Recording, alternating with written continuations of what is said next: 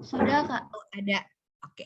Kalau ada hal-hal teknis yang mungkin nanti mengganggu, silakan teman-teman boleh chat ya, supaya saya juga bisa tahu gitu. Oke, teman-teman, hari ini sebelumnya saya ingin mengucapkan selamat hari Minggu gitu ya buat kita semua. Hari di mana kita boleh beristirahat mungkin ya, walaupun tadi katanya ada yang ospek jurusan, ada yang mengerjakan hal lain juga mungkin gitu. Tapi hari ini kita boleh sama-sama kembali menikmati firman Tuhan, menikmati persekutuan dengan saudara seiman, itu adalah satu anugerah. Nah, teman-teman, sebelumnya saya ingin memperkenalkan diri. Nama saya Yemi Maharyanto. Saya alumni dari Psikologi Unpad angkatan 2014 dan saat ini saya melayani di Lembaga Pelayanan Mahasiswa, yaitu Perkantas Jawa Barat gitu ya. Itu perkenalan singkat dari saya. Di sini ada lebih dari 100 orang gitu ya. Harapannya kita juga boleh sama-sama saling mengenal, sama-sama saling belajar juga melalui apa yang boleh dibagikan hari ini gitu. Nah, teman-teman, dari hari yang kemarin gitu ya, saya melihat rundown, saya juga melihat story di Instagramnya PMKEBK gitu ya. Udah banyak sepertinya ya aktivitas yang sudah teman-teman lakukan di retret 2 hari ini. Teman-teman diperlengkapi dari sesi 1, sharing alumni gitu ya. Tadi pagi juga ibadah minggu, terus tadi sharing dan lain sebagainya gitu.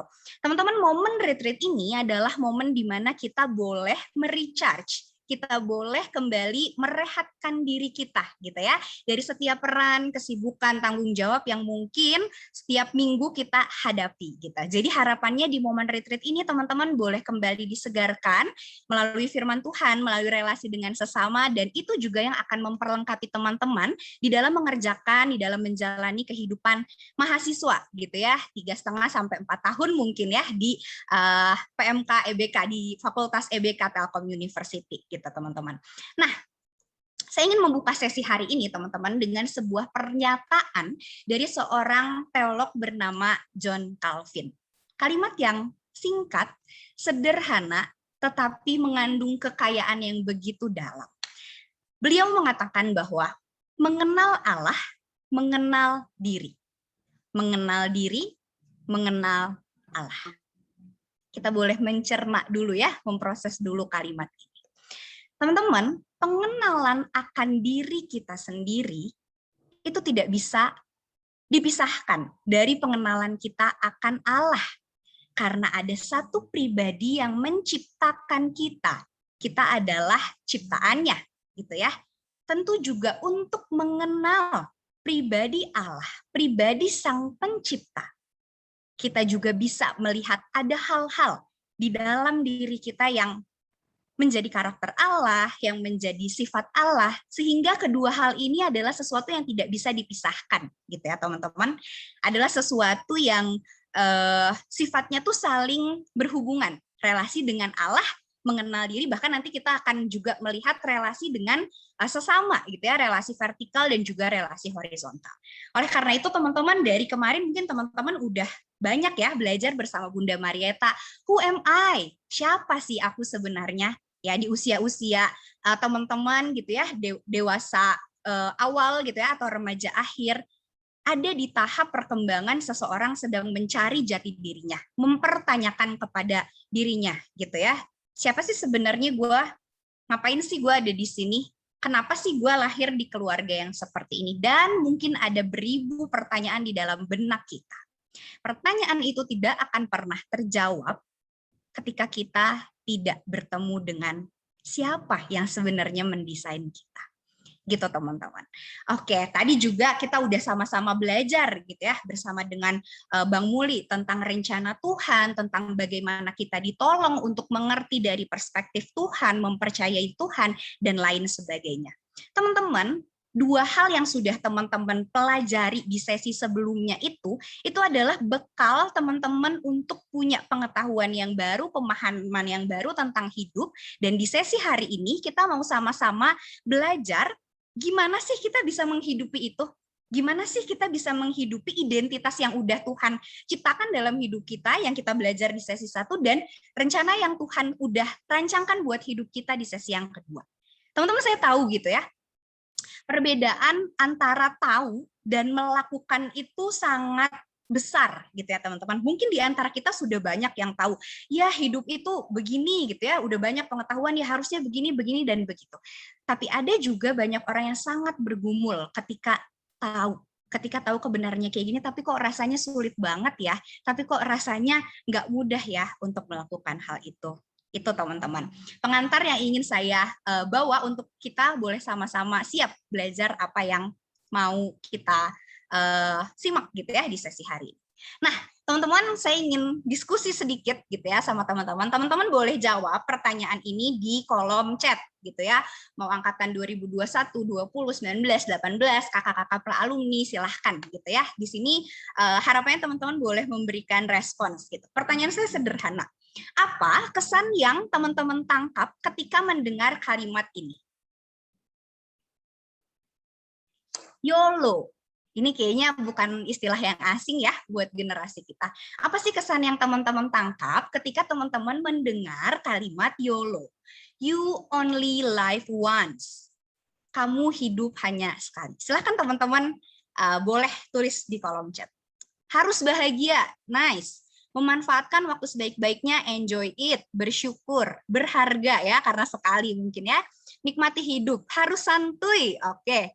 Enjoy every moment, takut Kak, oke, hidup sesuka kita, oke. Harus ngelakuin yang terbaik, menikmati hidup gitu ya, lakukan yang baik yang diinginkan, oke. Thank you teman-teman, thank you.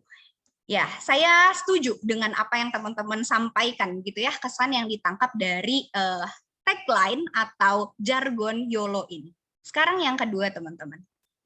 Apa kesan yang teman-teman tangkap ketika mendengar sepenggal kalimat dari lagu Hidup Ini Adalah Kesempatan, hidup ini untuk melayani Tuhan? Apa teman-teman kesan yang teman-teman tangkap dari hal ini?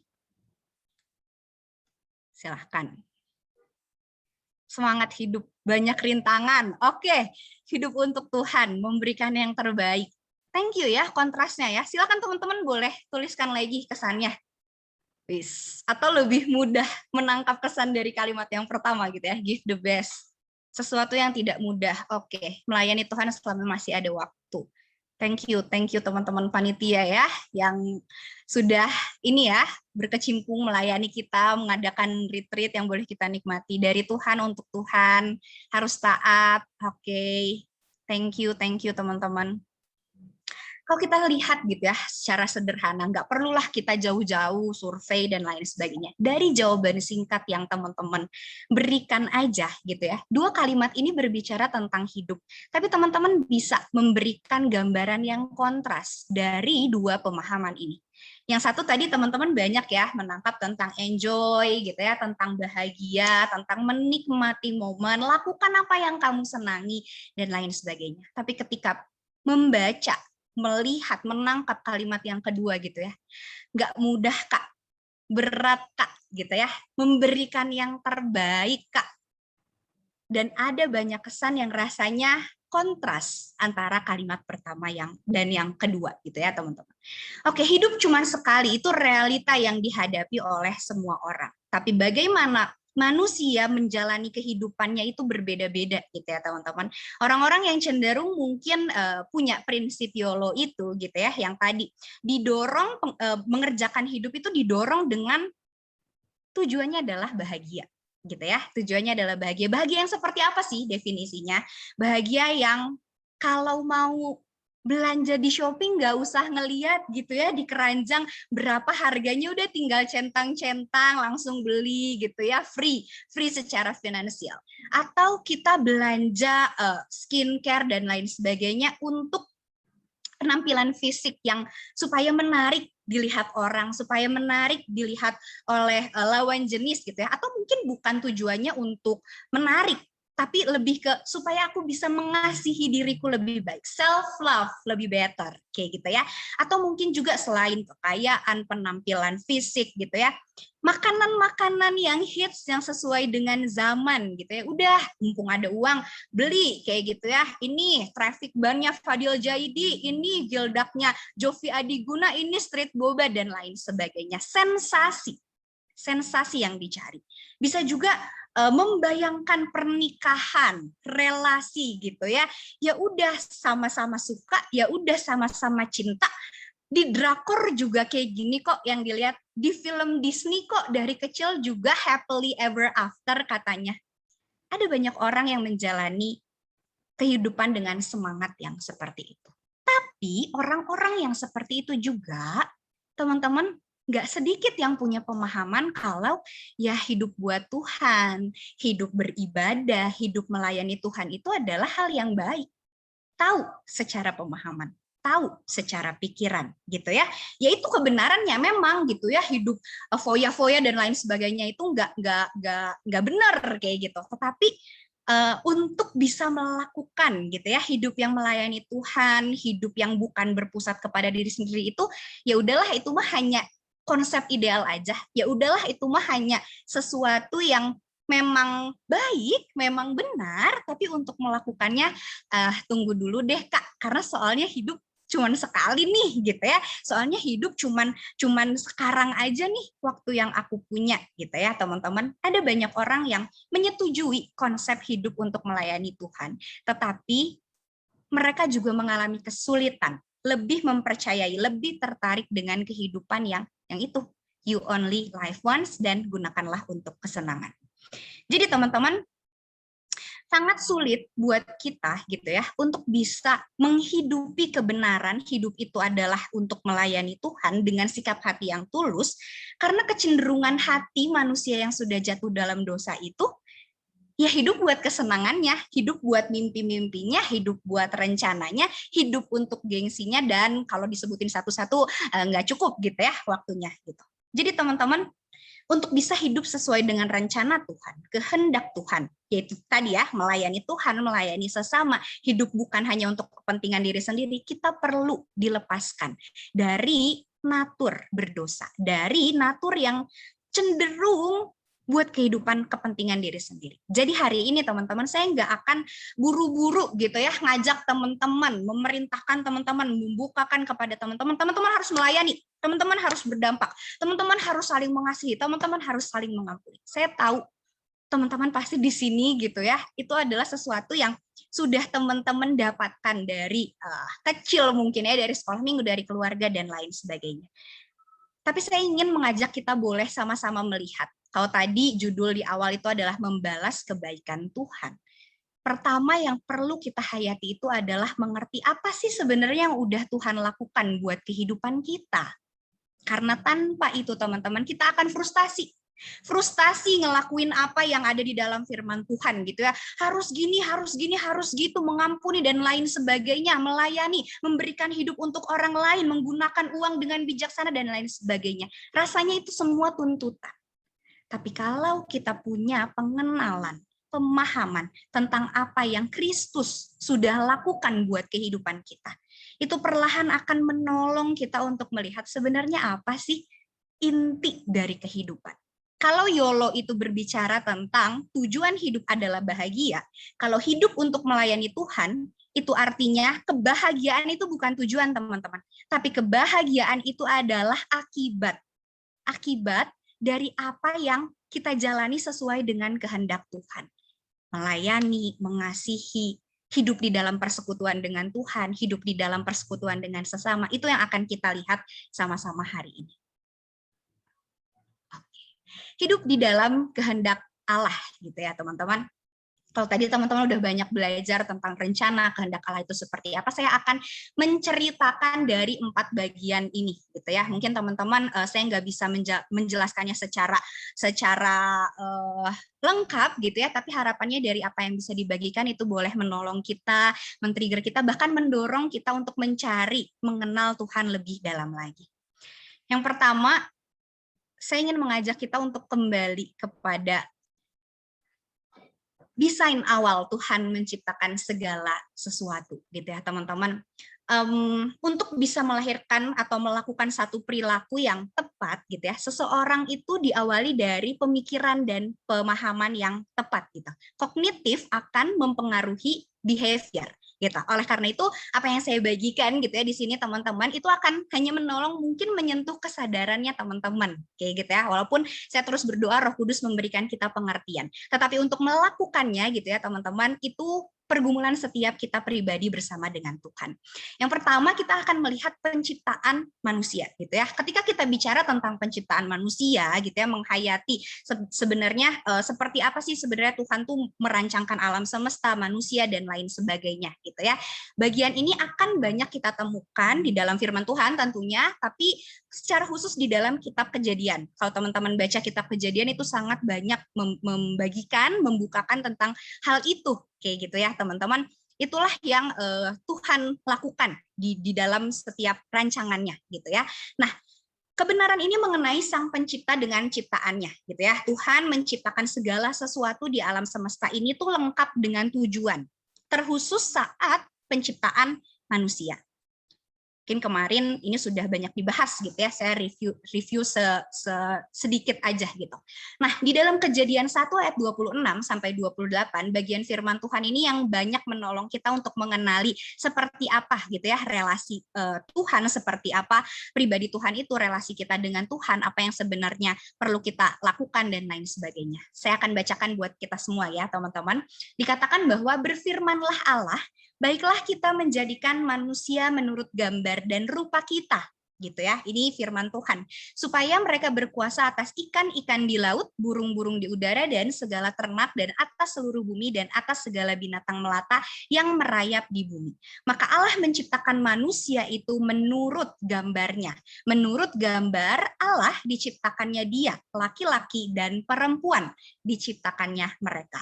Allah memberkati mereka, lalu Allah berfirman kepada mereka, beranak cuculah dan bertambah banyak, penuhilah bumi dan taklukkanlah itu. Berkuasalah atas ikan-ikan di laut dan burung-burung di udara dan atas segala binatang yang merayap di bumi. Teman-teman, bagian firman Tuhan ini seringkali disebut dengan mandat budaya. Mandat, teman-teman tahu mandat ya, mandat, perintah gitu ya, amanat gitu ya.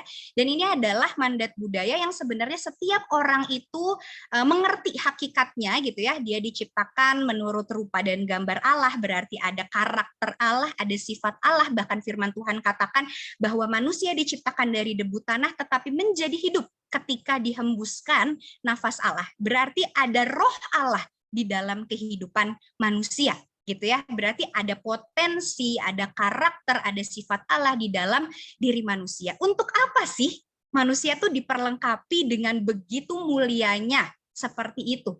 Bahkan dikatakan menurut gambar dan rupa Allah, serupa dengan Allah. Untuk apa?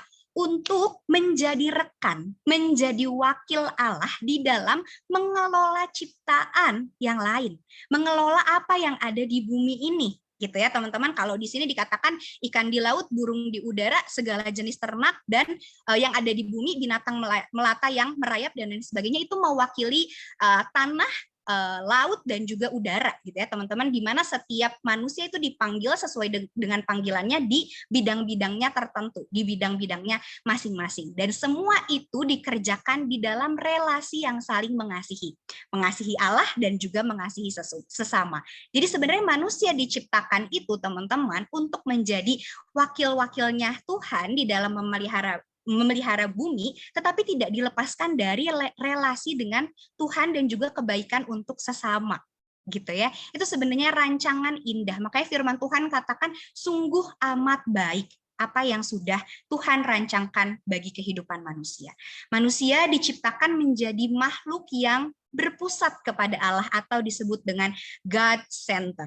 Dan dengan relasi manusia dengan Allah yang terus melekat itulah manusia menjadi makhluk yang utuh, yang konten, yang puas di dalam dirinya. Karena ada relasi dan keterhubungan antara ciptaan dan Sang Pencipta. Itulah gambaran awal bagaimana Tuhan menciptakan manusia, bahkan seluruh alam semesta gitu ya, yang berpusat kepada dia. Tapi teman-teman, sayangnya kita tahu gitu ya, gambaran kejadian 1-2 bagaimana relasi yang begitu indah antara Tuhan dengan Adam dan Hawa itu terjadi hanya gambarannya singkat gitu ya teman-teman. Ada momen di mana di kejadian 3 gitu ya, manusia jatuh di dalam dosa. Bagian tentang kejatuhan manusia ini akan menolong kita tentang kesadaran akan natur dosa gitu ya, tentang dosa. Kalau selama ini mungkin kita tahu gitu ya, dosa tuh ya berbuat sesuatu yang mungkin tidak disukai oleh Allah gitu ya, mungkin melanggar perintah Allah atau tidak melakukan apa yang dia perintahkan dan lain sebagainya. Betul sekali gitu ya teman-teman, dosa itu berbicara tentang hal tersebut. Tapi yang lebih mendasar, dosa berbicara tentang pemberontakan kepada Allah. Dikatakan tadi manusia diciptakan serupa dan segambar dengan Allah untuk mengerjakan panggilannya gitu ya. Tetapi dikatakan di dalam Kejadian 3 ayat 4-6 ketika manusia dicobai oleh iblis gitu ya, melalui ular gitu ya, manusia merasa tidak cukup menjadi ciptaan gitu ya. Ketika kan dikatakan ketika memakan buah itu kamu akan sama seperti Allah. Ada satu di dalam diri manusia ketika manusia diberikan kehendak gitu ya, manusia menggunakan kehendaknya itu untuk tidak taat, untuk memberontak kepada Allah dan untuk memilih menentukan apa yang baik dan buruk gitu ya menurut persepsi manusia. Kalau kita bicara tentang dosa sangat banyak gitu ya teman-teman, misteri di dalam dosa ini. Tetapi hal-hal yang mungkin bisa kita mengerti tentang dosa gitu ya di dalam bagian firman Tuhan ini, saya ambil dari Roma 3 ayat 23. Dikatakan bahwa semua orang telah berdosa gitu. Ini saya ambilnya dari Net Bible kalau di dalam firman Tuhan bahasa Indonesia, karena semua orang telah jatuh dalam dosa, telah berbuat dosa. Tapi kalau di terjemahan yang lainnya have sin gitu ya, berdosa gitu ya, dan telah kehilangan kemuliaan Allah, dan upah dosa itu adalah maut gitu ya. Dosa itu berbicara tentang pemberontakan manusia. Manusia merasa tidak cukup menjadi ciptaan, ingin menjadi Tuhan, ingin menjadi yang menentukan baik dan jahat, dan ingin melakukan apa yang sesuai dengan kehendaknya, apa yang memuaskan keinginan dagingnya. Satu kutipan teman-teman dari seorang fisikawan, tetapi dia juga adalah seorang yang takut akan Tuhan, Blaise Pascal. Dia mengatakan bahwa there is a God-shaped vacuum in the heart of every man which cannot be filled by any created thing, but only by God, the Creator made known through Jesus. Jadi ada satu lubang kosong di dalam hati setiap manusia. Ketika manusia mengalami keterpisahan dengan Allah akibat dosa, ada satu kekosongan di dalam hati manusia yang manusia pikir bisa dipenuhi dengan ciptaan yang lain. Ciptaan yang lain itu apa, Kak? Wah, banyak sekali gitu ya, teman-teman. Mungkin kehadiran orang lain, mungkin prestasi, mungkin penerimaan orang lain, mungkin uang, mungkin makanan, mungkin penerimaan, mungkin juga barang, dan lain sebagainya yang kita kira, yang manusia kira bisa memenuhi hatinya.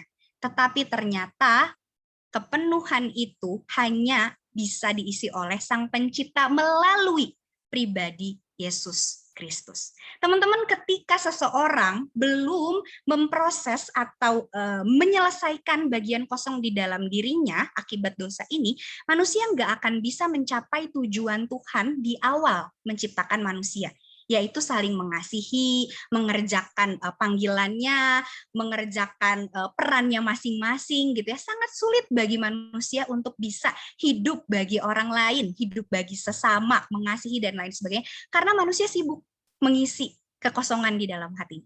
Karena manusia sibuk mencari pengakuan, eksistensialis dan lain sebagainya. Itu yang menjadi permasalahan manusia. Dosa mengubah manusia yang asalnya berpusat kepada Allah, God-center, menjadi self-center. Semua yang diusahakan oleh manusia itu adalah untuk kepentingan dirinya. Tuhan merancang relasi manusia dengan Allah itu untuk bisa kita menikmati, untuk bisa kita menjalani peran kita dengan baik gitu ya, dengan terhubung dengan Tuhan. Relasi manusia dengan sesama juga gitu ya, kita bisa saling mengisi, melengkapi potensi yang saya miliki dan potensi yang teman-teman miliki mungkin berbeda. Tapi ketika kita berkolaborasi, kita bisa saling melengkapi. Relasi manusia dengan ciptaan juga. Tuhan mendesain ciptaan yang lain, hewan, tumbuhan untuk dipelihara. Tetapi karena dosa, teman-teman, relasi manusia dengan Allah menjadi rusak. Manusia tidak lagi mencari Allah, manusia lebih suka dengan jalan-jalannya sendiri. Manusia jadi saling menyakiti, saling melukai dengan sesama manusia gitu ya. Ada paranoid gitu ya, kayaknya dia nggak ngajak gue main, kayaknya dia ngomongin gue deh dari belakang. Seneng ngelihat orang lain susah, susah ngelihat orang lain seneng. Itu dampak dari egosentris yang manusia miliki. Relasi manusia dengan alam bukan jadi memelihara, bukan jadi menguasai gitu ya, tetapi malah mengeksploitasi segala sesuatu untuk kepentingan diri sendiri. Selain 3 relasi itu, teman-teman, bahkan relasi manusia untuk melihat, memandang dirinya secara benar pun rusak gitu ya. Itulah yang membuat manusia menjadi insecure atau jatuh kepada ekstrim yang lain, menjadi tinggi hati, tidak bisa memandang dirinya berharga dengan tepat gitu. Itulah yang kesulitan-kesulitan yang dihadapi oleh manusia akibat dari dosa. Dan teman-teman, tidak ada satupun manusia yang bisa melepaskan dirinya dari ikatan itu. Dari natur yang hidupnya itu bagi diri sendiri, bagi kesenangan diri sendiri, dan lain sebagainya. Oleh karena itu kita butuh pertolongan. Kita butuh pribadi lain untuk bisa melepaskan diri kita dari hal itu. Yang selanjutnya kita akan melihat apa sih yang sebenarnya sudah Tuhan lakukan buat kehidupan manusia di tengah kondisi yang seperti itu. Karya keselamatan akan menolong kita menyadari tentang anugerah. Anugerah teman-teman tahu ya, hadiah, pemberian gitu ya, bukan semata-mata. Mungkin kalau kita dari kecil belajar gitu ya, dapat hadiah tuh kalau dapat nilainya bagus, kalau nggak ada sesuatu yang merah di rapot dan lain sebagainya. Tapi sebenarnya konsep dari anugerah, hadiah dan lain sebagainya itu adalah pemberian yang memang diberi gitu ya, bukan karena sesuatu yang timbal balik, bukan karena sesuatu yang udah dilakukan, oh jadinya ada nih upah. Tidak seperti itu ya, kalau upah tuh ada sesuatu yang udah kita lakukan, tapi namanya anugerah, pemberian, hadiah, itu tuh bukan karena ada sesuatu yang udah kita lakukan, gitu ya, tapi memang karena apa yang ingin dilakukan oleh sang pemberi. Saya ingin memberikan cerita gitu ya di sini, sebuah ilustrasi. Ini ilustrasi gitu ya teman-teman, tidak sempurna analoginya, tapi harapannya bisa menolong kita untuk bisa membayangkan karya keselamatan yang Tuhan berikan. Ada 2 anak kembar yang tinggal di sebuah kota gitu ya. Mereka hidup bersama sampai akhirnya di usia mereka yang semakin dewasa gitu ya. Kayak teman-teman mungkin teman-teman kuliah dan akhirnya meninggalkan rumah. Nah, 2 anak kembar ini juga seperti itu gitu teman-teman, bertumbuh, yang satu menjadi seorang hakim, yang satu menjadi seorang kriminal gitu ya. Mereka tinggal terpisah di kota yang berbeda gitu ya, dan sampai suatu kali si anggap aja ini A dan B gitu ya, si A adalah hakim, si B adalah perilaku kriminal itu. Nah, si B yang melakukan kriminal ini dia kedapatan sedang membunuh, mencuri gitu ya, melakukan tindak kriminal di kota di mana si saudara kembarnya ini, si A ini sedang menjabat gitu teman-teman. Dan akhirnya kedapatanlah, dibawalah oleh orang-orang yang berwenang di situ, dihadapkanlah kepada sang hakim yang adalah saudara kembarnya. Berdasarkan peraturan yang berlaku di daerah tersebut, perilaku dari si B ini harus dihukum mati. Itulah peraturan yang berlaku gitu ya, keadilan yang berlaku. Manusia tuh punya sense itu gitu teman-teman. Waktu kita melihat sesuatu yang tidak adil tuh rasanya ada sesuatu yang aduh itu tuh nggak benar, aduh itu tuh harusnya dibenerin gitu ya, harusnya diadili. Oleh karena itu ada peraturan yang mengatur kehidupan manusia. Itulah gitu ya, hukum dan keadilan yang akhirnya diberlakukan kepada si B ini yang tindak kriminal gitu ya. Lalu akhirnya setelah itu semalam sebelum dia dihukum mati gitu, si A ini, hakim ini datang menghampiri dia ke penjara gitu ya, dan dia bilang, aku mengasihimu, dia bilang kayak gitu ya. Kira-kira menurut teman-teman responsnya si B gimana sih, si saudara kembar yang dihukum dan akan mati itu? Dia berespon, halah, omong kosong lah, kamu bilang mengasihi, Kalau kamu mengasihi, harusnya aku nggak dihukum dong. Harusnya kamu membebaskan aku dong kalau kamu mengasihi. Itu masuk akal gitu ya. Kita sometimes berpikir mengasihi itu tuh adalah sesuatu yang ya kalau kita salah ya udah nggak apa-apa kayak gitu. Harusnya nggak apa-apa dong gitu kan. Namanya juga orang mengasihi. Tapi kebenarannya teman-teman dikatakan oleh si A ini, iya memang saya mengasihi kamu. Tetapi bukan berarti kasih itu menolerir apa yang menjadi konsekuensi kamu yang harus kamu hadapi. Keadilan itu tetap harus ditegakkan. Kamu memang harus dihukum mati. Oleh karena itu saya ingin membuktikan kasihku, katanya ya, kata si A ini, mari kita berganti tempat. Saya yang akan menjadi kamu untuk dihukum mati, dan silahkan kamu untuk bebas. Dan akhirnya seperti ya teman-teman lihat gitu ya di gambar ini, si A itulah yang akhirnya dihukum mati. Dan si B itulah yang akhirnya dibebaskan. Teman-teman di dalam Efesus 2 ayat 8-9, dikatakan bahwa sebab karena kasih karunia kamu diselamatkan oleh iman. Itu bukan hasil usahamu tetapi pemberian Allah. Itu bukan hasil pekerjaanmu. Jangan ada orang yang memegahkan diri. Keselamatan yang kita dapatkan itu adalah anugerah, teman-teman. Bukan karena hasil usaha, bukan karena apa yang sudah kita lakukan. Saya akan bahas di bagian yang selanjutnya, waktu saya tinggal sedikit lagi. Apa yang sudah Kristus lakukan buat kehidupan kita itu saya sederhanakan menjadi 2 bagian ini ya, teman-teman. Penebusan dan pendamaian. Yesus menebus. Yesus berkorban dan menggantikan manusia yang seharusnya yang menghadapi konsekuensi dari keegoisan, pemberontakan kita kepada Tuhan, tidak ingin menjadikan Allah itu sebagai Tuhan, itu adalah kita. Tetapi dialah yang menanggung semua hukuman akibat dosa.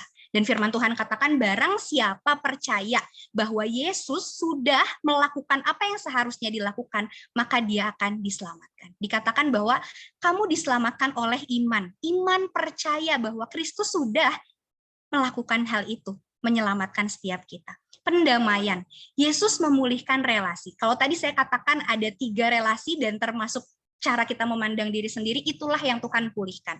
Manusia dipulihkan relasinya dengan Allah, manusia dengan manusia, manusia dengan alam ciptaannya, manusia terhadap dirinya sendiri. Oleh karena itu teman-teman bertumbuhlah di dalam PMK, di dalam KTB, yang akan menolong teman-teman bisa mengerti pemahaman-pemahaman yang terus diperbaharui. Gimana sih sebenarnya Tuhan itu bekerja? Gimana sih Tuhan itu menolong dan memulihkan kehidupan kita?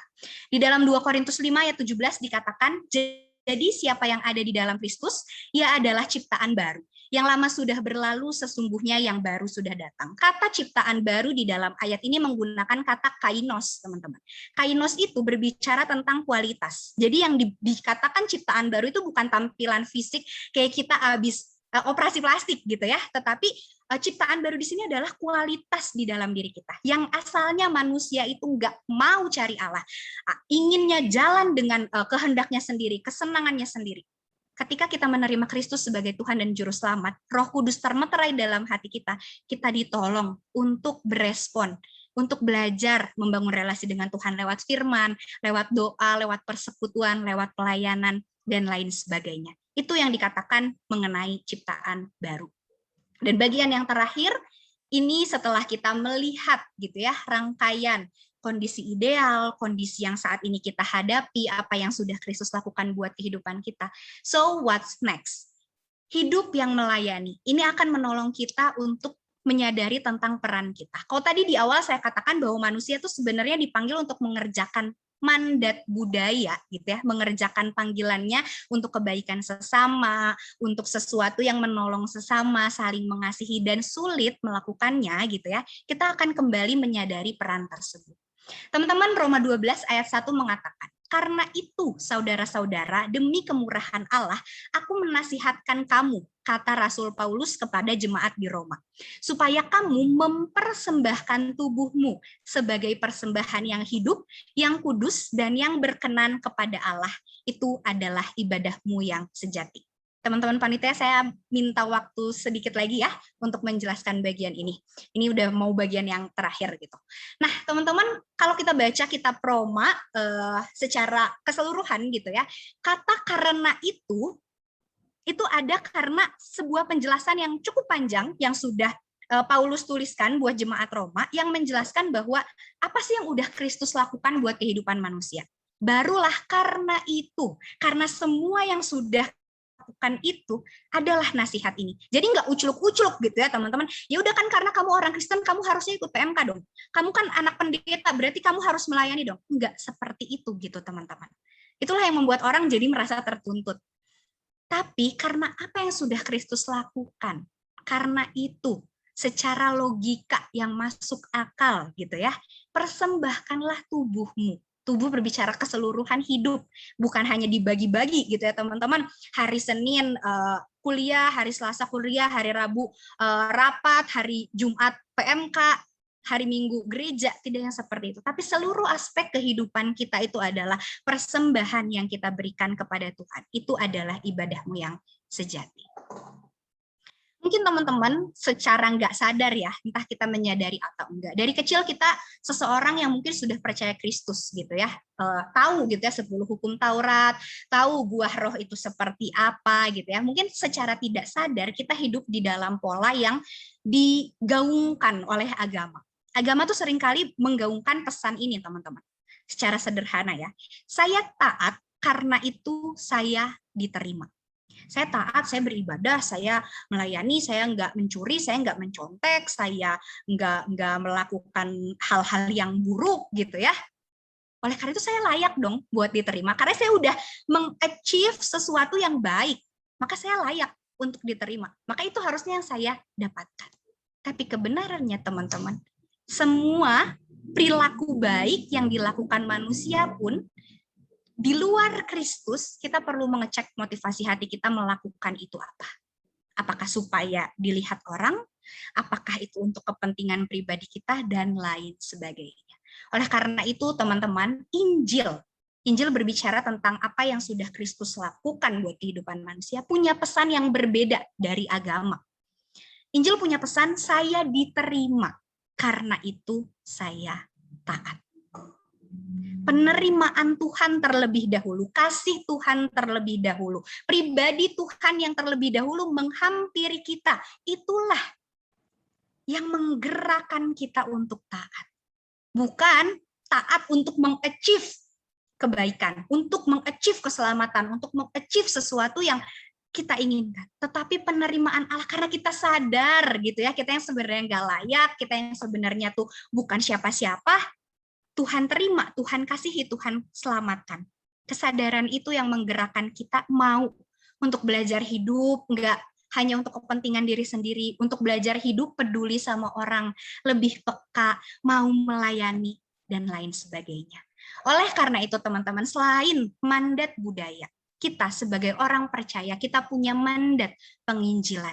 Karena semua dunia ini sudah rusak oleh dosa. Semua dunia ini butuh penebusan yang daripada Allah. Oleh karena itu ada mandat penginjilan. Manusia yang telah menerima anugerah keselamatan dari Allah dipanggil untuk memberitakan anugerah keselamatan dan kasih Allah kepada semakin banyak manusia. Bukan hanya mengerjakan peran-peran kita gitu ya teman-teman, tetapi di dalam peran kita teman-teman sebagai mahasiswa, teman-teman hadir di BEM, teman-teman hadir di himpunan, teman-teman hadir di PMK, atau di tengah-tengah keluarga, atau dimanapun peran teman-teman.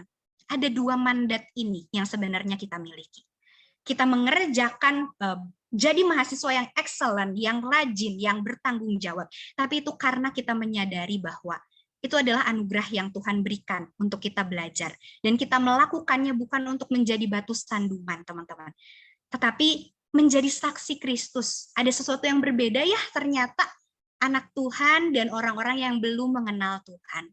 Sehingga banyak orang tertarik melihat kehidupan kita karena ada Kristus di dalam diri kita. Mandat penginjilan nggak selalu berbicara teman-teman harus berkhotbah gitu ya. Teman-teman harus menjadi PKTB. Itu adalah sesuatu yang baik teman-teman. Tetapi Injil yang terbuka, firman yang terbuka yang bisa dilihat oleh banyak orang itu jauh lebih berdampak. Menjadi role model, menjadi teladan. Oleh karena itu, teman-teman, tentang mandat budaya dan penginjilan. Saya membuat ini menjadi sebuah singkatan yang mungkin lebih aplikatif gitu ya. Di dalam mengerjakan mandat budaya dan penginjilan. dan mandat penginjilan gitu ya. Mari kita belajar untuk menjaga waktu pribadi dengan Tuhan melalui saat teduh. Karena itulah yang akan membuat kita puas. Karena itulah yang akan membuat kita on the track pada tujuan dan rancangan Tuhan buat kehidupan kita. Aktif terlibat dalam komunitas persekutuan yang saling menguatkan. Kenapa sih Kak harus persekutuan orang percaya? Aku juga punya circle kok, aku juga punya peer group, punya teman di luar persekutuan. Sometimes teman-teman, ketika kita ada di dalam komunitas orang percaya, kita akan diingatkan tentang hal-hal yang sesuai dengan firman Tuhan. Bukan berarti kita harus eksklusif keluar dari lingkungan kita, bukan. Tapi komunitas seperti PMKKTB itu menolong kita, memperlengkapi kita punya framework, point of view yang benar. Jadi ketika kita hadir di tengah-tengah kehidupan pertemanan kita tidak sama seperti dunia ini. Kita tidak sama dengan dunia yang punya nilai-nilai yang tadi cenderungnya untuk self-centered. Oleh karena itu kenapa sekarang banyak toxic relationship, toxic productivity, toxic yang lain gitu ya teman-teman, yang berusaha diselesaikan dari sudut pandang manusia saja. Padahal sebenarnya kita butuh Tuhan. Niat mendalami Alkitab di dalam kelompok kecil. Kelompok kecil itu memfasilitasi kita untuk berbagi hidup, teman-teman. Sesuatu yang mungkin lebih sulit kalau kita 150 orang di sini gitu ya, mau sharing satu-satu. Tapi di dalam kelompok kecil, kita punya saudara yang saling mendoakan. Kita punya saudara yang mungkin sekalipun berkonflik, itu konflik yang mengasah gitu, teman-teman. Jadi masuklah di dalam kelompok kecil gitu ya, jalankanlah kelompok kecil yang lagi teman-teman pimpin, teman-teman pegang saat ini. D, dengan sungguh-sungguh mendalami ilmu saat kuliah. Bukan hanya sekedar sisi religius kita yang terus kita bangun ya teman-teman. Kita juga punya tanggung jawab karena teman-teman hadir di Telkom gitu ya, dikirim oleh orang tua, teman-teman daftar itu kan bukan semata-mata mengerjakan PMK aja gitu ya, bukan itu core-nya, tetapi teman-teman belajar memperlengkapi diri dengan ilmu sesuai dengan bidang masing-masing, dan disitulah teman-teman bisa menjadi berkat gitu ya teman-teman. Dan yang selanjutnya, aktif dan tanggap terhadap perkembangan bangsa dan dunia. Kita juga sebagai anak-anak Tuhan, kita perlu aware, apa sih yang lagi jadi kebutuhan dunia ini gitu ya, apalagi nanti teman-teman sudah masuk pralumni, memikirkan kira-kira mau terlibat di bagian apa, di bagian permasalahan dunia ini yang begitu banyak. Bagian yang terakhir teman-teman. 1 Petrus 4 ayat 2 mengingatkan kepada setiap kita. Supaya waktu yang sisa jangan kamu pergunakan menurut keinginan manusia, tetapi menurut kehendak Allah. Demikianlah firman Tuhan yang bisa saya bagikan siang hari ini. Mohon maaf teman-teman untuk waktu yang lebih gitu ya. Mari kita tutup sesi ini di dalam doa.